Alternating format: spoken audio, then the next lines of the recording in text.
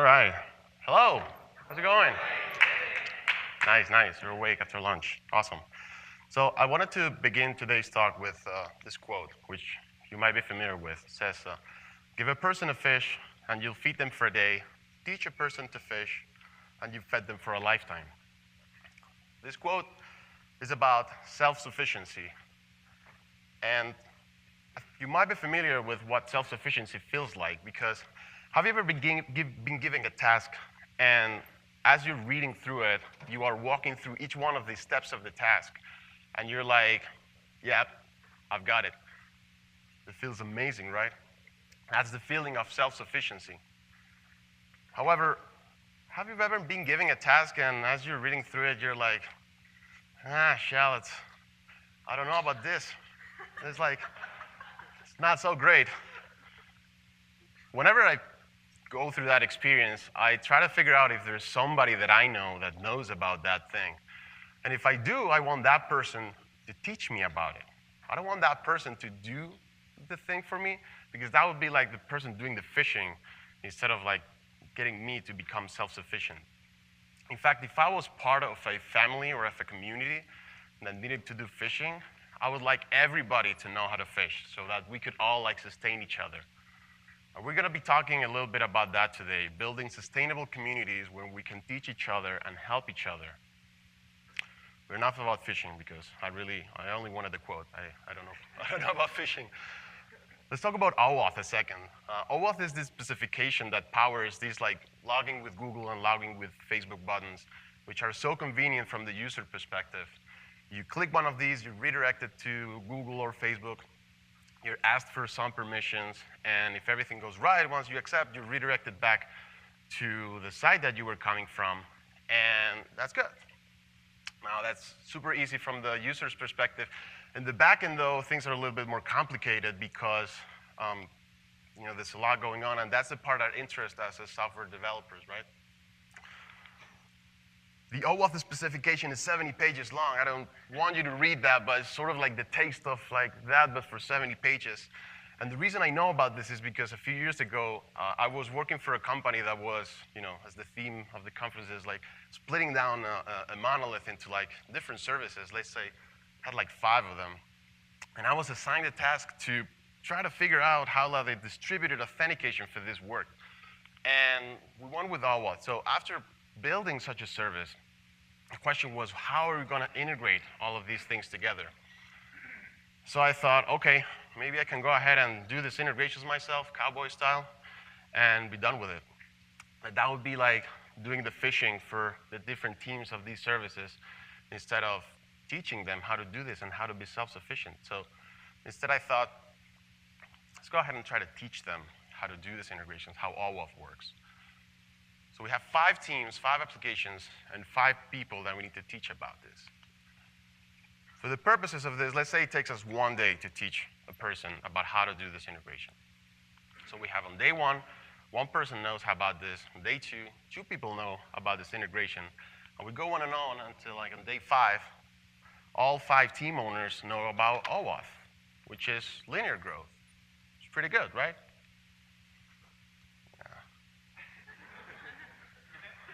Yeah. The reason I'm not so happy with linear growth is because I think when it comes down to teaching, we can do a whole lot better. I think we can aim for exponential growth. And exponential growth happens when in every single iteration, you do better than on the previous one. There's many ways of achieving this. In the example that I gave, maybe in between the training sessions for OAuth, I can put a little bit of time, try to improve my content, become more efficient. Maybe I can fit more people on each consecutive session. And maybe I can go and try to like keep going faster and faster and teaching every single time. We're going to be talking as well about how to try to get to that exponential growth when it comes down to teaching.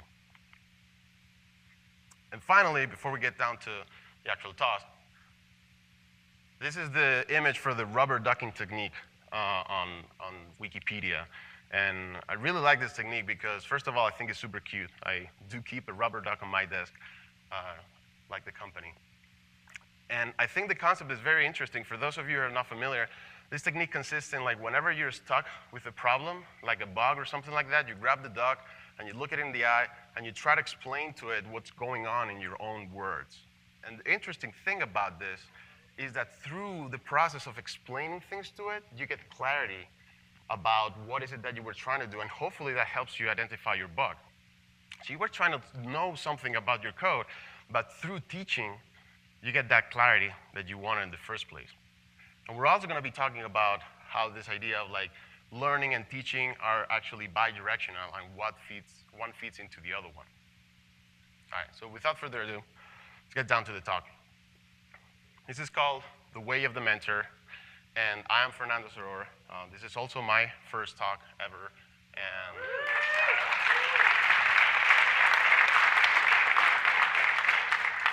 you're so amazing. The support is so great. So anyway, at 3089, that's my handle if you want to reach me out on Twitter or whatever, pretty much anywhere else. And I would very much love to hear from you about, I don't know, critiques or suggestions and feedback. Or if you're interested in the topic, to teach me as well, because I only know so much. So this talk is going to be a whole lot about inspiration and motivation to try to get you onto mentoring and teaching your peers, trying to get this community up to speed. And yeah, like I said, reach me out.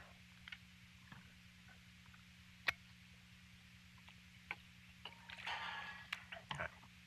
Before we get started, I'd like to tell you a little bit about why am I so interested in this thing. I started studying code when I was very little. I was super lucky to find my vocation when I was like a kid. And so I kept studying for a long time until I finally, in 2013, I got my first job as a professional software engineer. And I loved it. I learned so much. I wanted to learn every single piece of code that I could. And I did learn a lot. And eventually, I learned enough so that I thought I was good. And eventually, I thought I was even better than my peers. And I was not good. I became a little bit arrogant about that. I'm not super proud about it. Here's the truth. And I wanted everybody to do the things the way I wanted to be done because I thought my way was better. And that didn't work so well. People didn't really respond well to just me telling them how to do things. So I thought, you know what I need to do? I need to become a team lead because then I can tell everybody how to do things. And I'll be their superior. So I worked hard. In 2016, I became a team lead, and that didn't work well. And I got punched in the face pretty quickly because, yeah, as you probably have figured out, people don't really respond well to like being told what to do just because you're a superior. Luckily, I managed to stay on the job for long enough to learn, and I received training, I read a bunch of books, and I came to the realization that actually, in order for me to make the most impact, which is what I originally wanted, I didn't really need to tell everybody how to do things. It was more about taking a step back and allowing people to grow and empower them, giving them direction, clearing their paths. I also realized that people would listen to me more if I was able to take the time, explain to them what I wanted, why I wanted things to be done in a certain way. And if I was able to listen to them and like reach the compromise and mutual understanding.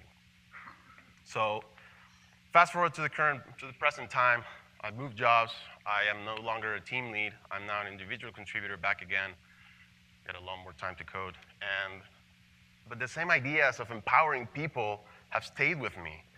And this is what I want to share with you because I also think that you can be a mentor and you don't need a title or a promotion or any of those things. You can be a mentor today regardless of the experience that you have. You don't need decades of experience and being like a guru or anything. You have a lot to teach. You only need some interest and some knowledge about a topic, which you definitely already have because you're here in a conference and you've been here about all these amazing things. So you can become a mentor at least on the things that you've learned yesterday and today.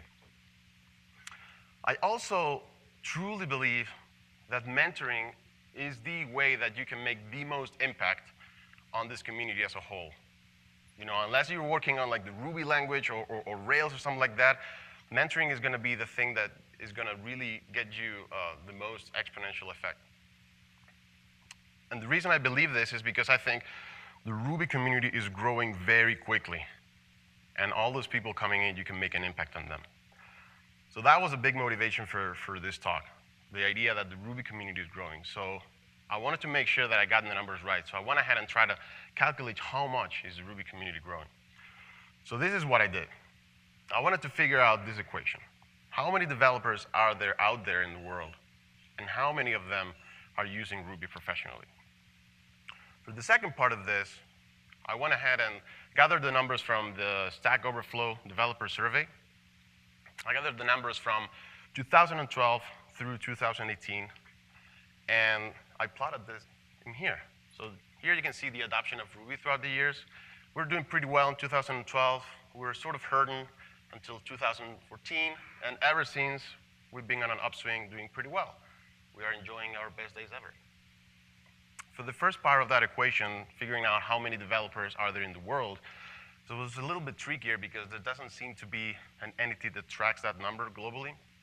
Instead, I went and looked at the US Bureau of Labor Statistics, which tracks the amount of jobs that there are in the different fields. And this is what I found. You see the numbers representing the red columns there.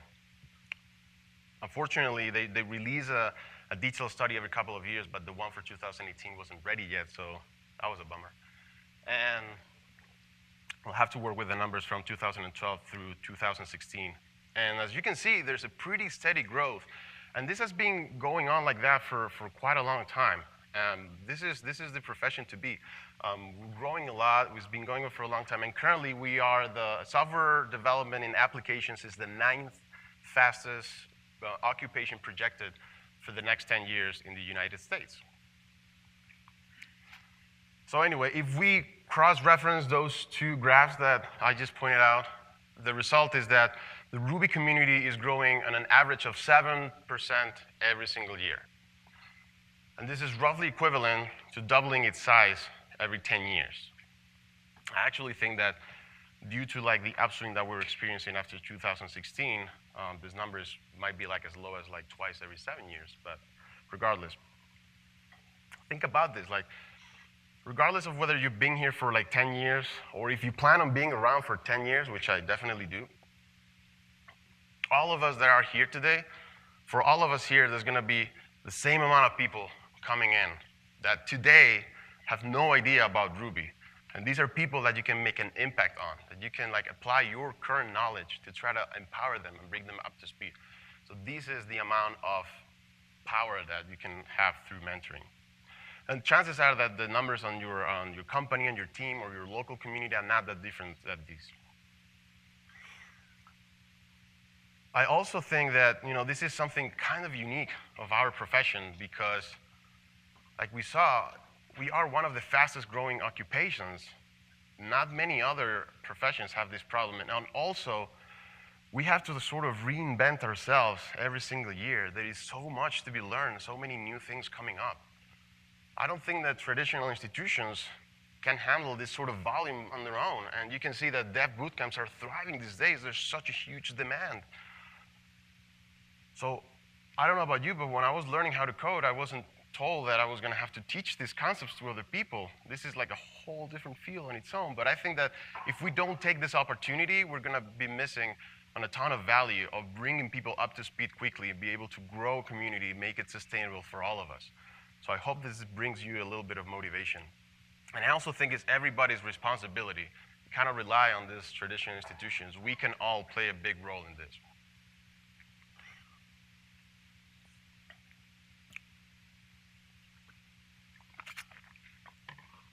All right, so down to today's talk.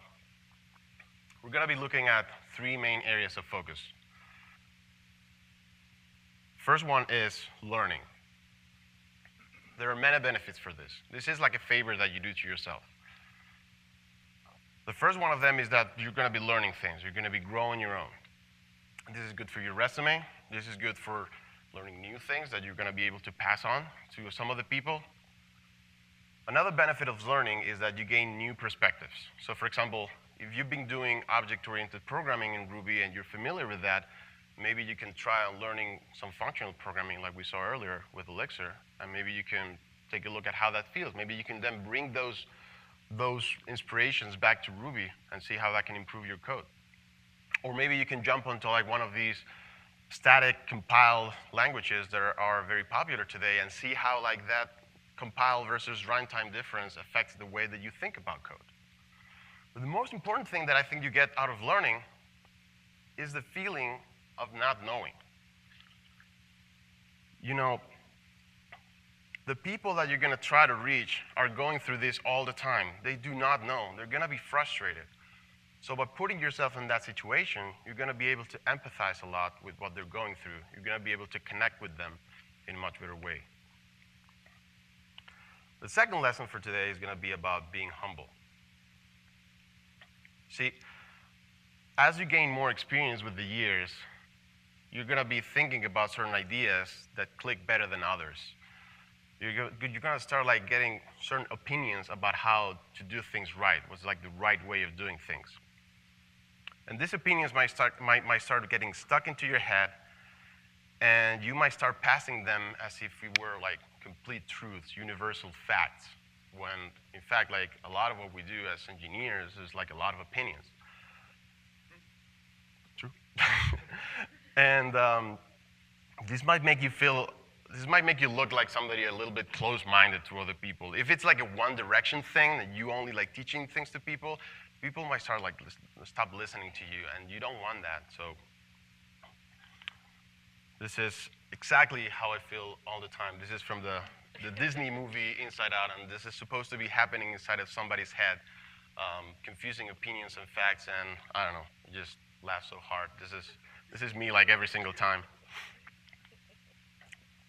The third thing we're going to be looking at today is about teaching, which is what I've been talking about for the whole time.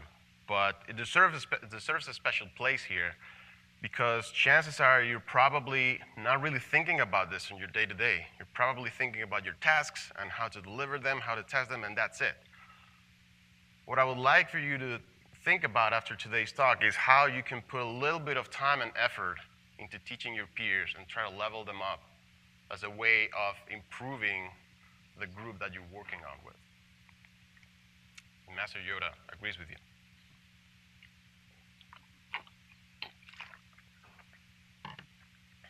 All right. So before we get deeper into these lessons, I'd like to get you a little bit of mental preparation for these things.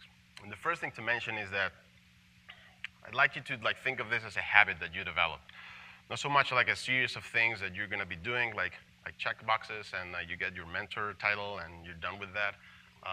Doesn't really work like that. I'd like you to think of putting a little bit of time and effort every single day, making this like part of your job, something that you think about with your regular tasks. And because of like the compounding effect that they talked about earlier with the exponential effect, the sooner you start, the better.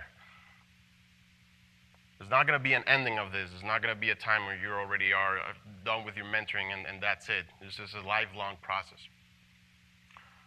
Another thing I'd like to talk about is passion and engagement. When I was preparing this talk, my wife sent me this picture. It's a quote that says, if you want to build a ship, don't drum up people to collect wood, and don't assign them tasks and work, but rather teach them how to long for the endless immensity of the sea. To me, this quote speaks about passion and engagement. I think that if you can get the people that you're trying to reach to, if you can get them engaged with what you're talking about, the rest follows. It's a lot easier. And I don't know if you've had this experience in the past with like any of these teachers that like you remember so clearly because they were so great. You would like go to class and they would like have so much passion. I remember I had a statistics teacher like this that he would used to like come into class and like tell us about statistics as if it was like the most important thing there was in the world. And he would get us engaged in such a way that we would like completely forget about everything else and just like sit down in class and listen to them. And I thought that was very interesting. You definitely want to have that sort of engagement and have people listen to you. And it's not so much that you want to develop passion for whatever it is that you do, but more like try to find your passions and then see if you can teach those things to other people.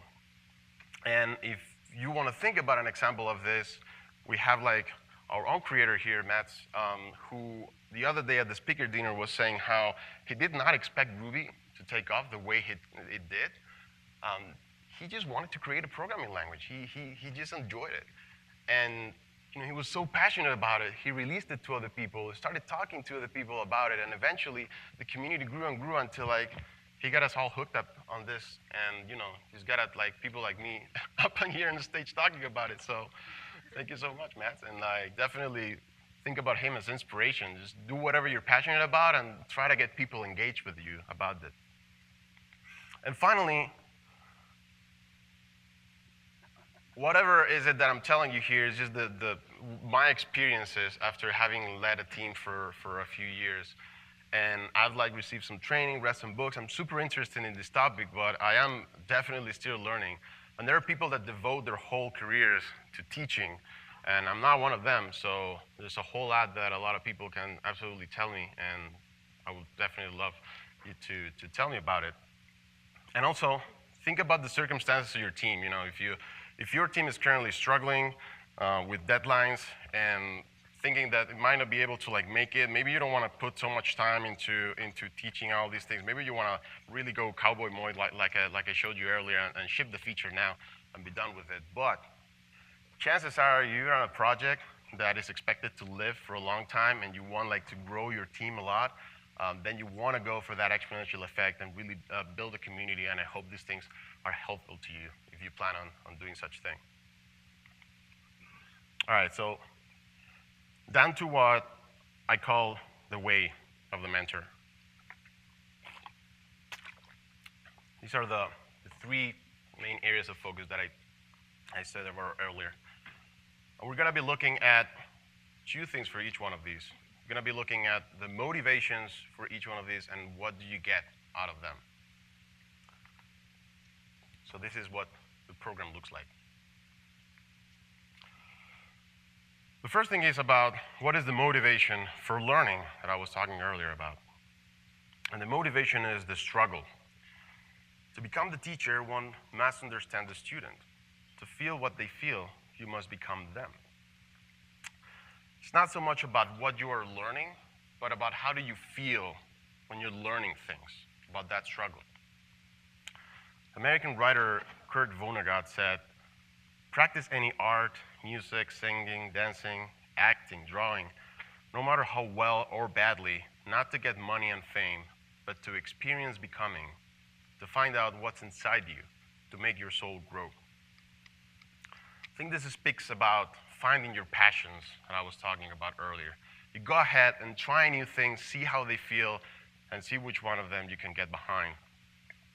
And at this point, I want to make a little bit of a confession, because a few years ago, I was working at a company where my task was a lot about getting our application deployed to production. And I was super familiar with the setup that we were using. However, at some point, I tried to learn about this Kubernetes thing that everybody was talking about. I don't know if any of you have been in that situation, but even though I was super familiar with how to deploy our own application, I started reading about Kubernetes and had no idea what I was reading. And I was completely lost. And it didn't feel so great. And I said that it was a confession because it doesn't feel like something to be proud of, right? To be completely lost about something. But I think it's sort of like a brave thing to do. I think that as you gain experience, you're going to grow as a professional, but you're also going to be putting distance between the you that learned those things in the first place. And you don't want to lose touch with that feeling, because that's the feeling that the people you're going to reach, you want to be trying to reach out to. This is how they're going to be feeling. So you need to be able to come back and remember that thing often in order to reach out better to them. I don't know if any of you listens to this podcast, The Bike Shed. It's about Rails and so many other things. This is from the guys at ThoughtBot. This is a consultancy firm. And they work with many different projects and many different clients using different technologies. And I once heard the hosts of the show said that whenever they have to go into a new project and have somebody get onboarded with a new technology that they're using, they think that the best person to teach that newcomer is whomever has learned that concept most recently? Really?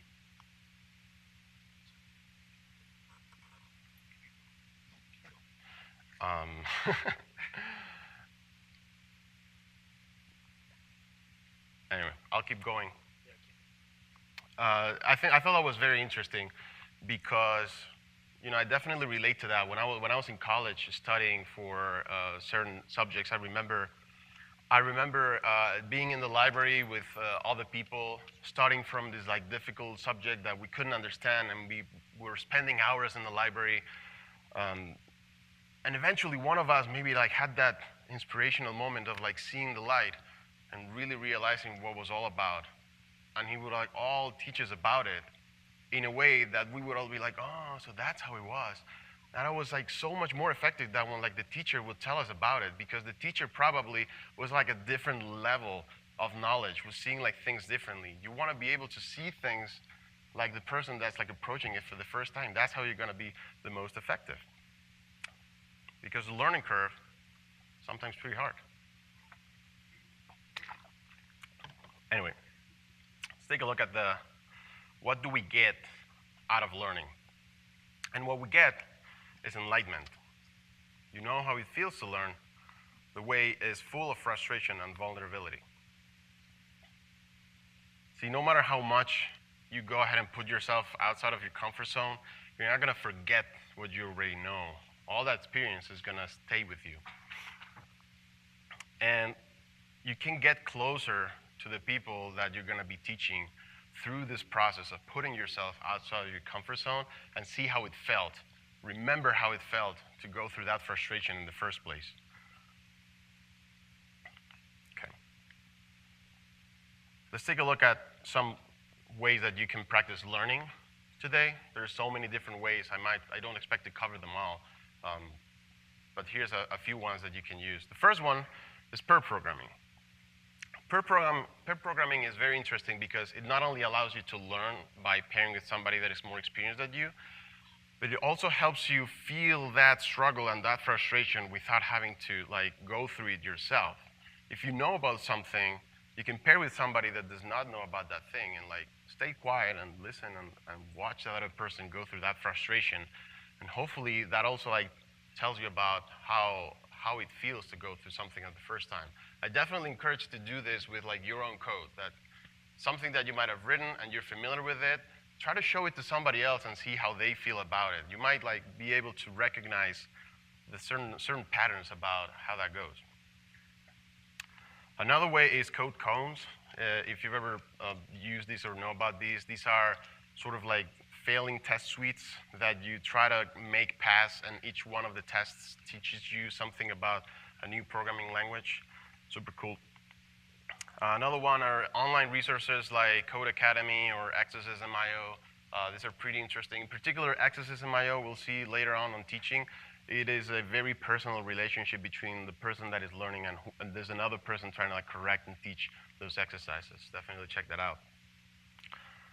Another way is code triage. This allows you to sign up for open source projects that you're interested in so that you can go and join those projects and learn about those things through the people that are building them.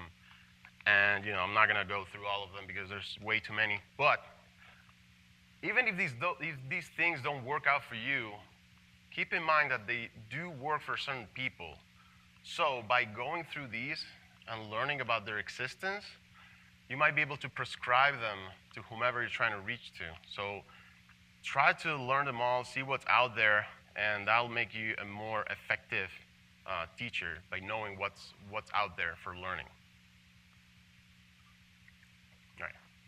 I'm gonna jump into the second one, which is about being humble now.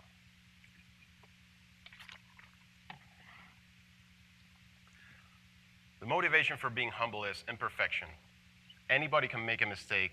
One must not force others to repeat them.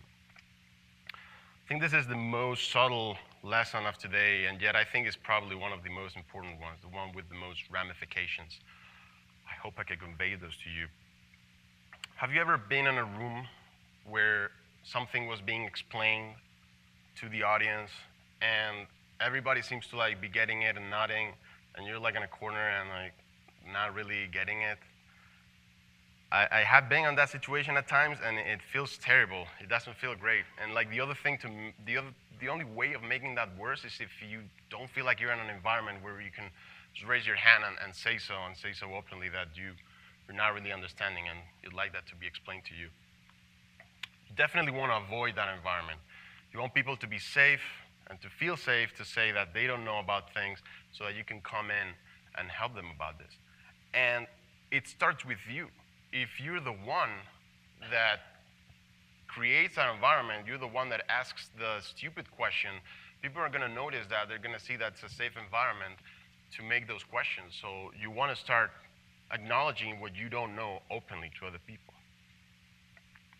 So when I was promoted to lead a team, I thought that that was the time that I was going to have to know about everything and be super confident about every single thing.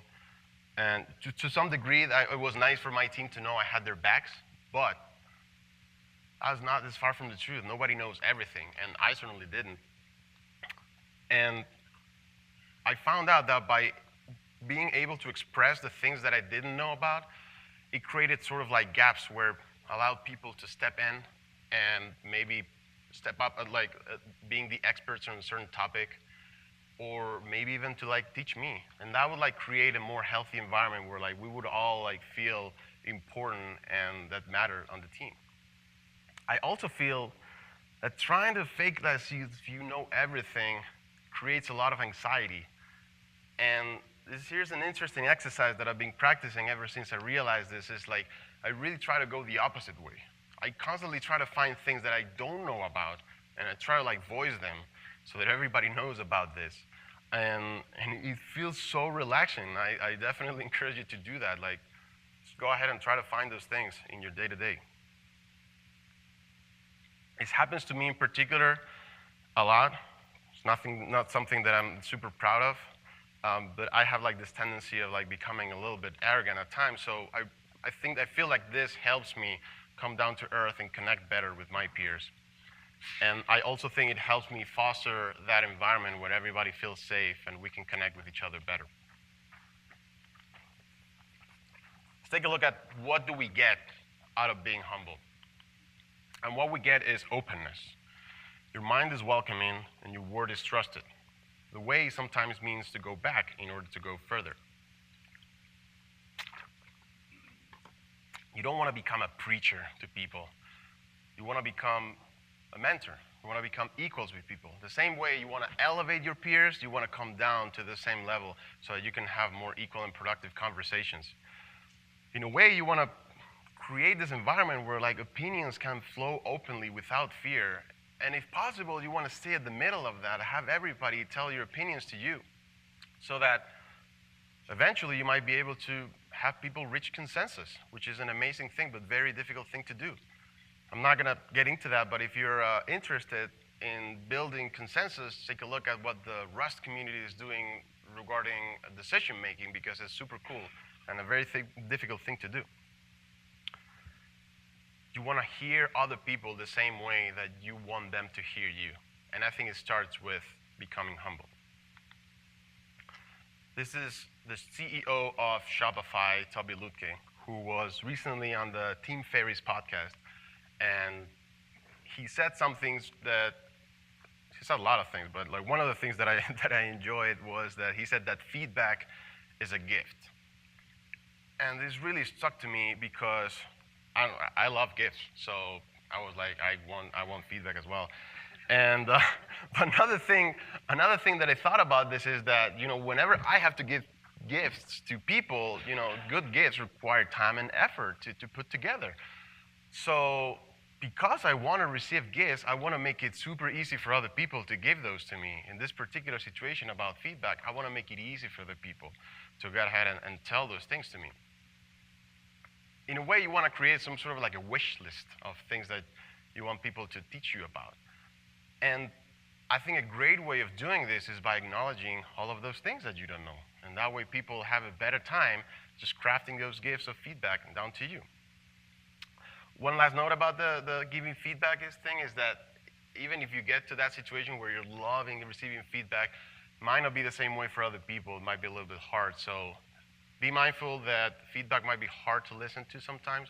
We're all humans, so be aware of human emotions. There's a time and place for these things, so make sure to listen and to find the right circumstances to provide feedback to others. Alrighty. Let's look at that last lesson for the day about teaching. And the motivation for teaching is teamwork. Slow down today to make the group faster. You will all catch up tomorrow together. Teaching is what I've been talking about for this whole time, but I'd like to tell a little quick idea to try to motivate you to it once again. I think a lot about dev bootcamps because they are the proof that there is a huge demand for what we do. A lot of people trying to get into coding. And some dev bootcamps are super interesting because they have this policy where you don't end up paying them for what you did unless you find a job afterwards. So they have a lot of skin in the game with whomever is going to the bootcamp to learn. And I think it's actually kind of similar in the companies themselves. People coming out of their bootcamps, when they find a job, they are not expected to be productive on day one. In fact, very little people that I know are expected to be productive on day one. So you want to be able to onboard those people quickly. Your company wants you to onboard those people quickly. And even if it's not about dev bootcamps, whomever is coming, and regardless if it's a junior or a mid or whatever, you want to make those people experts as soon as possible. And like I said, your company wants this, even if they have to pay them more. Everybody's looking out for seniors, but there aren't that many seniors. It's everybody's responsibility to train those. So your company wants you to do this. I hope you realize that. And you want to be able to take the time during your day-to-day to apply these principles during the job. Let's take a what do we get out of teaching? And what we get is big impact, that exponential growth that I was talking about, is pervasion. Your group is built off many minds, and they can think as one. The wave ripples and feeds off itself to multiply the effect. One thing that you can get out of teaching, I haven't mentioned before, is personal relationships and friendship with the people that you teach. I remember that statistics teacher that I was mentioning earlier, and I very much consider him a friend, and I'm pretty sure that years after I can step into his office and he would recognize me. And that alone I think is worth it. The community building, the personal relationships that we do while doing this. But more importantly, I think this is the way that we can achieve that exponential growth that I was talking at the beginning of the talk. And you have experienced that ripple effect, that chain reaction. Every time that you recommend a conference talk, or that you suggest a book to read, or even that you link a Stack Overflow answer, you're actually experiencing that ripple effect that is just like somebody wrote it that time, and it's just like rippling through a lot of people, helping so many people. Unfortunately, sometimes that is sort of invisible. You don't really know when your answer is read and is helping a whole team, or you don't know when your blog post is referenced somewhere. And that might make you lose the faith in all of these things that I'm talking about. Sometimes you actually do get thanked for things giving while in conferences, or maybe your answer on Stack Overflow gets upvoted, or you get referenced on a Hacker News, your blog post, if that's something that you like. When that happens, you have to regain the trust on the way of the mentor, because it does happen all the time. And even if you don't see it, you have to keep putting the time and effort into trying to bring this community together and make it grow. A few ways that you can start practicing teaching today. I'm going to go through a whole list. It might look similar to the one I was talking earlier.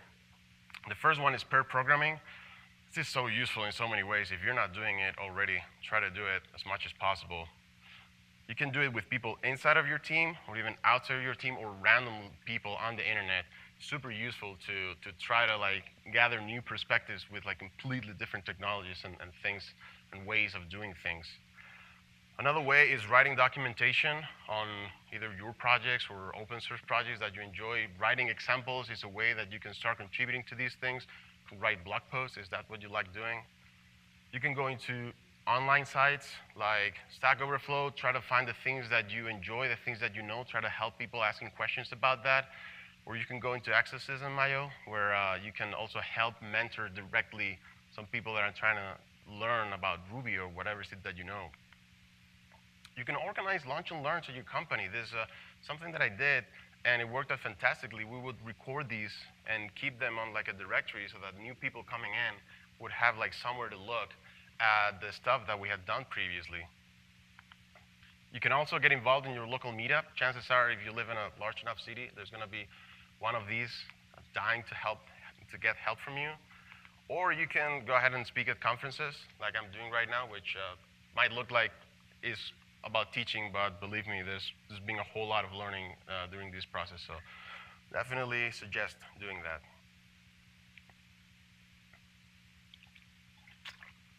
One last thought I'd like to leave with you is that earlier I talked about this being some sort of like a sequence of steps to do, but I actually think that it's not so much a sequence, but like a bi-directional cycle where you're sort of like jumping from each one of these to another constantly, all the time.